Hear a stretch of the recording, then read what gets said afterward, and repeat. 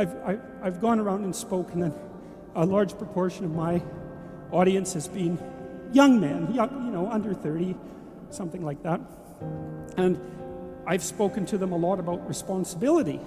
And what's so odd about this is that of all the things that I've spoken about, because I can see the audience and I can feel how the audience is reacting, because I'm always paying attention to all of you insofar as I can manage that. So I get some sense of how what I'm saying is landing, which you have to do if you're going to speak effectively to people. And what happens is if I talk about responsibilities, everyone is silent, just like they are now. Silent and not moving, right?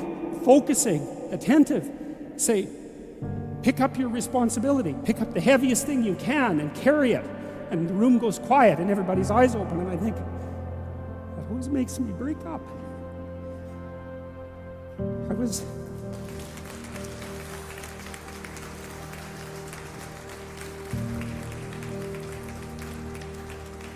I don't know why. I was speaking to an English journalist today. He was going to write an article in the Spectator magazine. I was talking about this, and at the same point in the discussion, I had the same emotional reaction. I don't really understand it.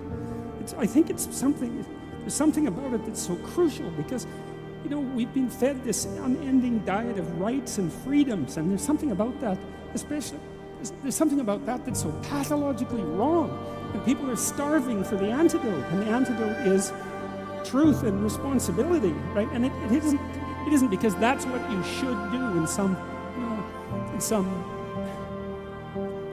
I know better or someone knows better for you what you should do sense. It's that's the secret to a meaningful life, and without a meaningful life, then all you have is suffering and nihilism and despair and all of that, and self-contempt, and that's not good. And so it's necessary for men to stand up and take responsibility, and they all know that and are starving for that message. And the message is more that that's also a good thing, to stand up and take responsibility, because you're cursed so much now from when you're young with this notion that your active engagement with the world is part of what is destroying and undermining the planet and adding to the tyranny of the social systems. It's like, how about not so much of that, hey?